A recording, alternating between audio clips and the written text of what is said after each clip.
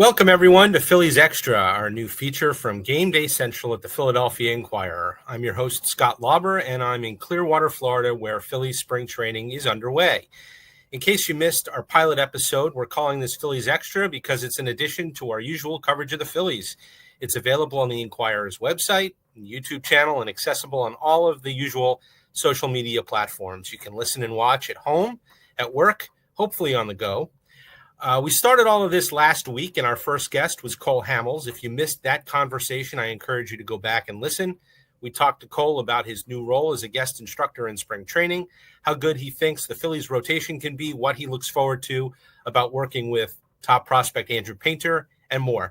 This week, I'll be talking with all-star catcher JT Realmuto. Believe it or not, we've just passed the 6-year anniversary of the trade with the Marlins that brought JT to the Phillies, and he's entering his 7th year with the team. It's also the last year of his contract. So we sat down and we chatted about one more World Series run for this Phillies core and the possibility of him getting a contract extension. We also talked about why he's bullish that the Phillies can keep pace with the Dodgers, the Mets, the Braves, and everyone else in a loaded National League. So please stick with us for that. And as always, I'd like to hear from you. So if there's somebody you'd like us to bring on the show, if you have questions about the Phillies, if you have comments, please email me at slauber@inquirer.com. Find me on X or Blue Sky, and I'll try to answer those questions on a future show. Right now, though, I'd like to bring in Lachlan March, who's covering spring training with me for the Inquirer in a segment that we call Reporter's Notebook. Lachlan, welcome back to Phillies Extra. Thanks for hopping on. Yeah, thanks for having me back. So we're here. We beat the snow back home. We made it to Florida. Spring training is in full swing. Games won't begin until February 22nd, I believe. But there's a lot to talk about between now and then. And I don't know about you, but one thing that struck me so far is how quiet things are in camp with the Phillies. You know, the Dodgers seem like they're introducing a new star every day, whether it's Blake Snell or Roki Sasaki.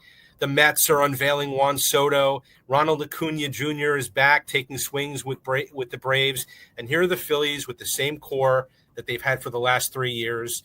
And I think there are some people who are like, well, what are they doing? Why are they just sort of standing in place? Well, they won 95 games in the NL East last year. They feel good about their chances. What has stuck out to you just so far in the few days that we've been here about, you know, this group that really feels like they can play with anybody? Well, like you said, it's been pretty quiet, pretty laid back. And one person who's really stuck out to me who's been different from last year is the return of Andrew Painter to big league camp. Obviously, he missed last year because he was rehabbing from Tommy John, and he's still sort of in that process. He's not wasn't throwing in the early groups, throwing bullpens, but at some point he will be. He's just kind of doing his own thing at the moment as he continues to work back. I noticed him in the clubhouse, unlike the rest of the prospects who are kind of sequestered together in a section of the clubhouse. He's with a lot of the veterans. So he's next to Matt Strom, Taijuan Walker, Aaron Nola, and Zach Wheeler in the corner there. And so it's been pretty cool to see him kind of hang out with those guys and just, it's a glimpse of the future, in my opinion.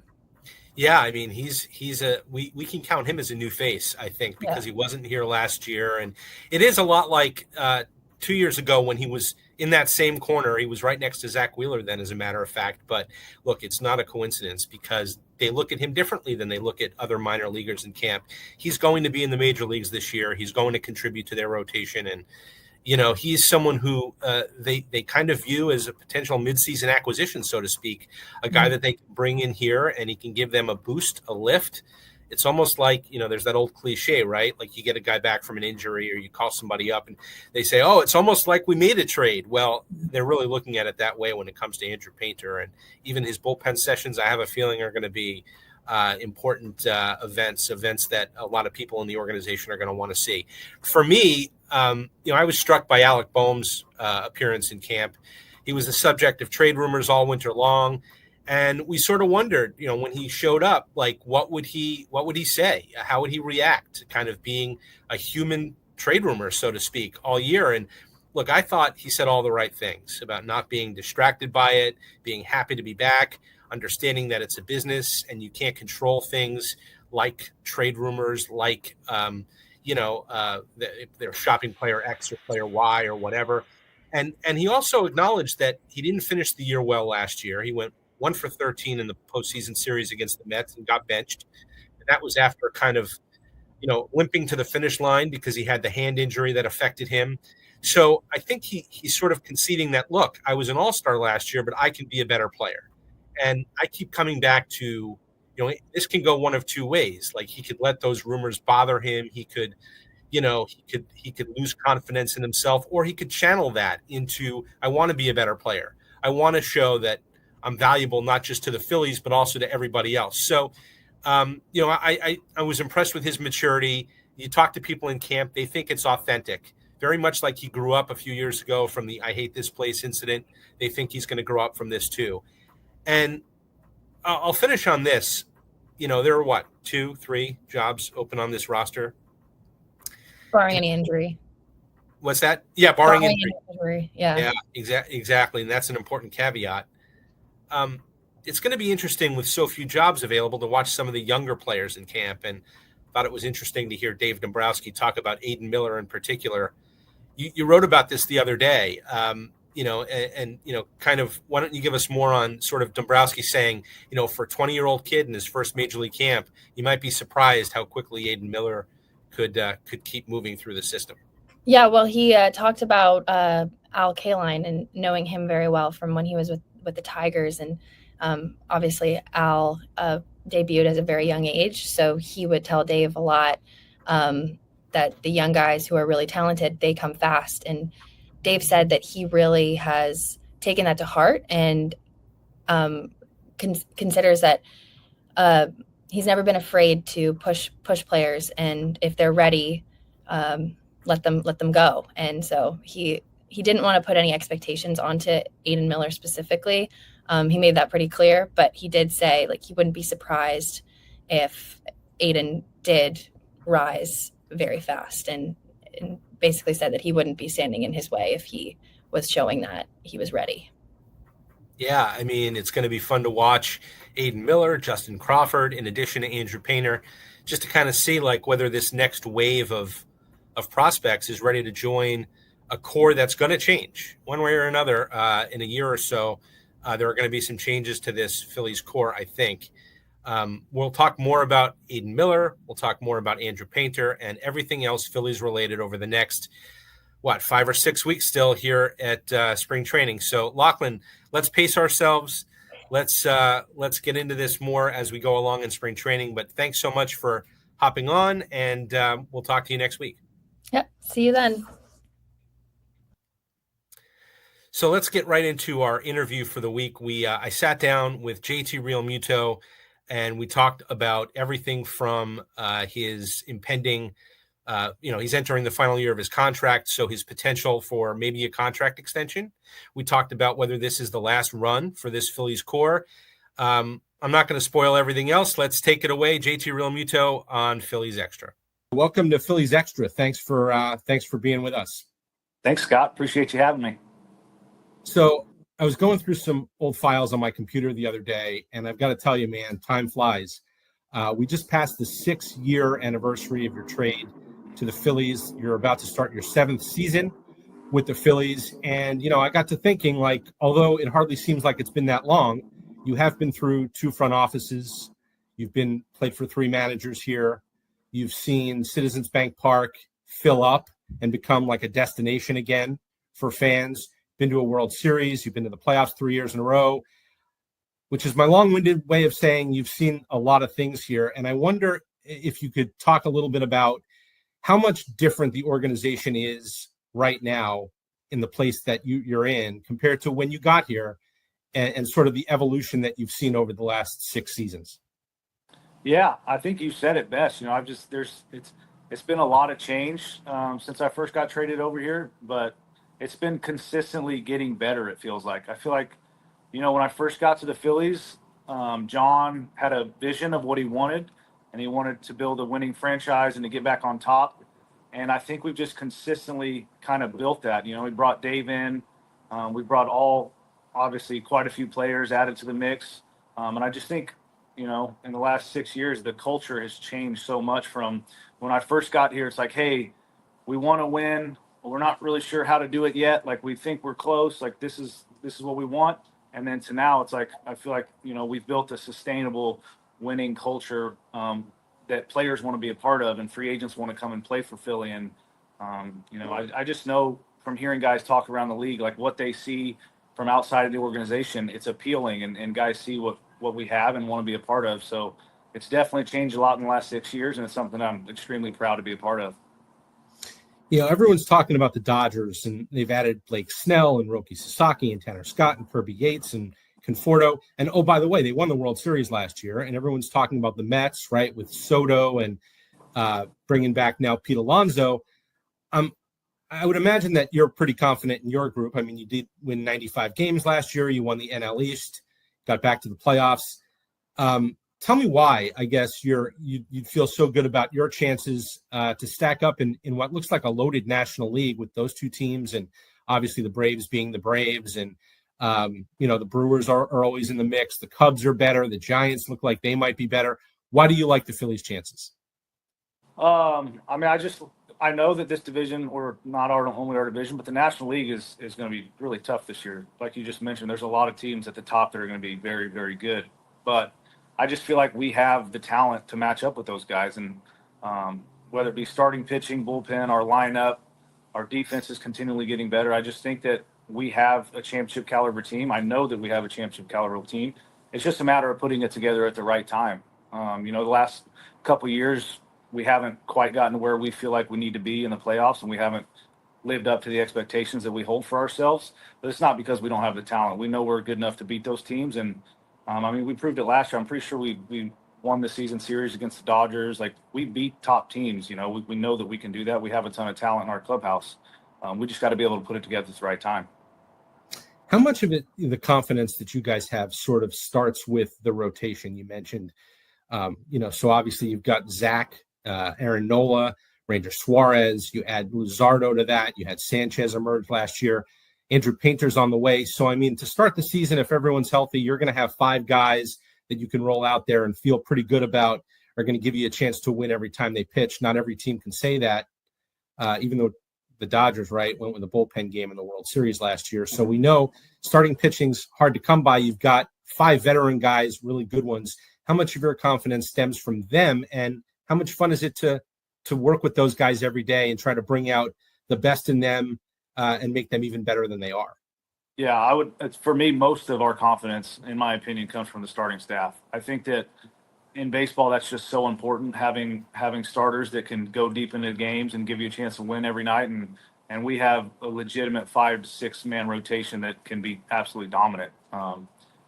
One of, if not the best in the league, in my opinion. So, and those guys, it's guys that have done it year after year for us. And then you add Luzardo into the mix, so it just makes it that much better. I think that's where our team lies on is our rotation, and those guys giving our bullpen tons of rest because they're pitching in the 7th inning every night, and keeping those guys fresh, and then keeping us in ball games. I think, there's not a guy in our rotation that anybody wants to face, so that's always a good thing to have. I've faced all of them at some point, and none of them are comfortable. So I just think that starting pitching, especially over 162 game season, it's so important, and they set us up for success for sure. Not every team in baseball in 2025 can say that either. I mean, with the, with what's happened to starting rotations, and bullpens are used more and more, to be able to say that and to be able to do that, it makes you guys, I think, kind of like a throwback in a way, or, and not every team rides their starters the way you guys do either, who, guys who like to go into the 7th inning and 8th inning and don't want to give away the ball. I mean, just, you've been around now for a while. I mean, does it feel that way, that it's kind of like a throwback group in a sense that they want to, I don't know about starting what they finish, because no one, completes games, but that they want to get deep into the game and they want to really take that upon themselves? Yeah, for sure. And it's just a culture that they've built for our team. I mean, you see guys like Christopher Sanchez come up, and he sees Wheeler, he sees Nola, he sees those guys getting pissed when they only get through the 6th inning. They don't make it to the 7th. Like, they're upset in that. And like, that just fuels the younger guys and the guys that are all like come to be a part of a rotation. They're like, hey, we have a standard here. And it's not just to throw 5 shutout innings. Like, we want to keep our bullpen. I don't think enough teams pay attention to how much it matters to your bullpen arms to not have to use them 4 or 5 innings every night, especially throughout a long season. You can do that in the playoff. I understand you can do that in the playoffs and stay semi-fresh with the off days. But throughout a full season, like, it's so valuable to have your starting pitchers throwing deep into the games. And our guys have just built that culture, and they've made it important to themselves and to the guys around them to pitch in deep in the game, and they know that helps us win. So Bryce Harper wants to play into his 40s. I don't know if you guys have heard him say this. He's actually really specific about it. He says 42, for some reason, is the number in his head. He wants to play to 42. You know, you're going to be 34 next month. That's not old by any stretch of the imagination. You are a catcher, though, and you know the aging curve for catchers is a little less forgiving than at other positions. I wonder whether you've thought to yourself, how long do I want to do this? You know, how long do I want to play? Do I want to go, you know, until X or Y, or you know, how you sort of compartmentalize that in your mind? Yeah, I've definitely thought about it. For me, there's not necessarily a number. I'm not as specific, you know, as Bryce has been able to be with a number, but I do want to play as long as my body lets me. Like, I want to play as long as I can. I don't know what that number is going to be, and I don't necessarily have a goal for that. It has to do with how my body feels, and also my wife and my family. Like, you know, if they're getting to an age where they want me to be home a little more, or you know, the kids are missing me too much, like, then that might honestly be the day that I'm like, okay, I'm ready to stop playing. But as long as my wife, my kids are enjoying this career, and my body feels good, and I'm productive, obviously, I don't want to just be playing to play. I want to be helping a team win. As long as I can do that, I'm going to play. And right now, you know, I try to put myself in the best position to do that. I try to take care of myself recovery wise in the weight room, do all the little things that I can do on a daily basis, so that later in my career, I'm able to play longer than most. So that leads me to 2 follow-ups. So it feels like every year in spring training, you and I talk, because I find myself looking up, like, how many catchers at age 31 play 120 games a year? Okay. How many at 32? Okay. How many at 33? And, you know, the number goes down each year. And it's not that I don't think you can do it, but it's just that fewer and fewer catchers do it. And you and I kind of talk about it, and I know how you feel about it. Rob Thompson has said, hey, we might have to have a conversation with JT this year about, you know, a little bit less, or lightening the workload a little bit. How do you feel like at 34 and coming off of, you know, knee surgery last year, but not a knee injury that was caused by catching, right? You were running the bases.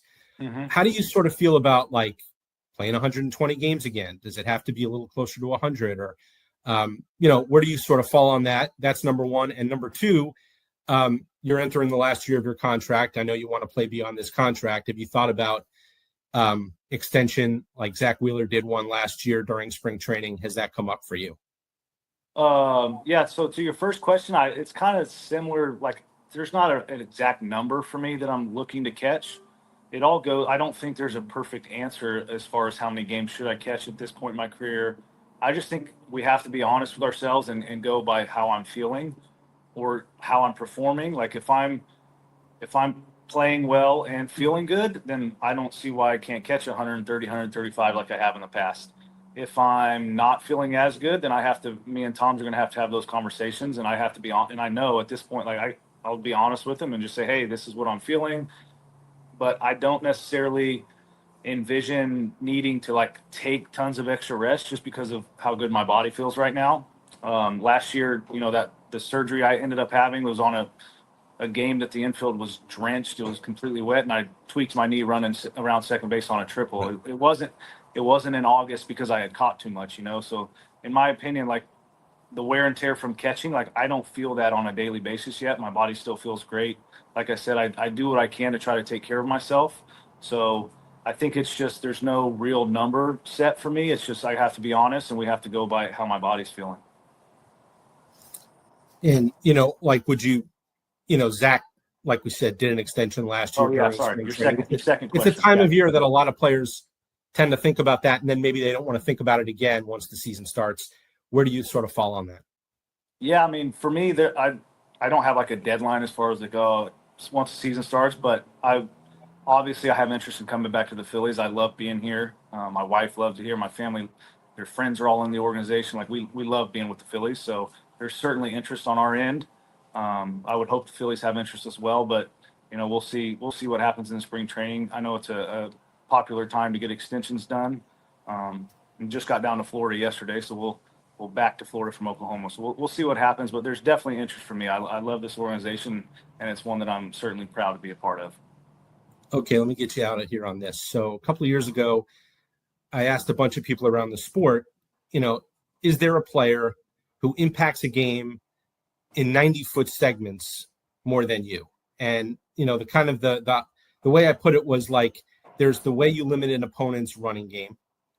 And then there's what you do on the bases, your ability to go first to third on a single, second to home on a double, this unique speed you have for a catcher. And, the people I spoke to, I talked to a bunch, it was sort of tough for them to come up with someone who they thought really did impact the game 90 feet by 90 feet more than you. And I wonder how much pride you take in that on both sides of the ball, kind of being a guy who can do sort of some of those little things, those things within a game that maybe don't show up at the end of the year in terms of OPS or number of home runs hit. Maybe they factor more into your WAR or things like that, but they're not as easy to look up and say, hey, here's the impact he makes. But obviously you do that. And I wonder how much pride you take in the ability to do those things. Yeah, I think that's one part of last year that was so hard for me coming back from the surgery. Even once I was healthy and back playing, I wasn't quite able to be myself on the base paths. And that was killing me, to be honest. Like, that is something I take a lot of pride in, is being able to run the bases well and not just steal bases or like the things that, people see. Like, I like to do the small things, take the extra base, do things that help the team score runs that don't necessarily go on stat sheets. I think that's extremely important and too many people overlook that. So it's certainly something that I take pride in. And to me, that's just a mindset. You have to work on it, and you have to be paying attention when you're running the bases and looking for extra opportunities to help your team. So that's definitely something that I've always taken pride in. And of course, throwing the baseball, like that's the fun part of catching. That's the part that I love doing the most. It's something that God blessed me with, that I was naturally good at doing. So last year, it's kind of the similar thing. I wasn't able to throw as well as I'd like to last year. So you better bet this whole offseason, all I was working on was throwing the ball and running. Like, those were my two things that I really wanted to get back to form in. And so I put a lot of work in that, because it is something that I definitely take pride in. Where does that come from? Does that come from the fact that maybe you didn't grow up necessarily as a catcher, right? You played shortstop and came to catching a little bit later. So maybe those parts of the game, the base running, and were things you thought about differently, or was that just how you were taught the game, regardless of position, regardless of, what level you were at? You were just taught the game that way. I think some of it has to do with me not being a catcher growing up. Like, in high school, I was a shortstop. I was one of the faster guys on the team. So, like, I always paid attention to base running. It was always very important to me. But then once I got drafted, and Juan Pierre is one person that sticks out to me. Like, he really kind of took me under his wing and talked to me every day about how important base running was, and how it's the little things that people don't notice, and like, these things help you win ball games. And he just implemented that in me, and like dug it into where, like, I'll never forget that. And I know, because I've seen how big of a difference it makes. I know as a catcher, when we're facing teams that are really good base running teams, it's like you're on edge the whole time. It changes the whole game for the opposing team. It just puts pressure on everyone. And that's something that, it's become more and more important to me as my career's gone on. Let me just squeeze one other one in here for you too. So I don't know if you've ever heard Larry Bowa talk about this, but Larry Bowa talks about the 1980 Phillies, and he says, he kind of felt, based on what he'd been told by ownership, that they went into that season and it was kind of like, you lose in the LCS in 76, 77, and 78. You don't make the playoffs in 79. And they were pretty much told there are going to be changes coming after this year if you don't win it all. And I know it hasn't been like laid out explicitly like that to anybody, but you guys have made the playoffs 3 years in a row. You've been to a World Series, and just, if for no other reason than your contract's up after this year, Schwarber's, Rangers, there may be some changes to the core that you guys haven't had over the last few years, because the core's been kept together. Is there a feeling of like, we got one more run together here this year, and then we'll see what happens as opposed to other years where you kind of knew, like, not that we don't want to win it, but if we don't win it all this year, we're all going to be back next year and we'll take another crack at it. Do you sort of feel like there's a little bit of an expiration date, for lack of a better way to put it, on this core of this team? I don't know if I feel necessarily there's an expiration date. I do feel like, we've had quite a few 3-run years in a row now, pretty much with this same team, same squad running together. Obviously, there's been differences here and there, but the same core. And we're certainly, none of us are getting younger. So we know that, like, time is a real thing, and Father Time is coming for all of us. So, like, we don't have all the time in the world. We're not all 27 years old, and we get to play together for another 8 years. Like, there's definitely a sense of urgency in this group that we all have the same goal, and we want to do it together because there's no secret how much we all enjoy playing together, how much this team gets along. We love each other, but, like, we want to win together really badly. So there's certainly a sense of urgency in this. I don't want to say that we see it as an expiration date, but we have a lot of urgency to reach that goal of winning World Series this year for sure.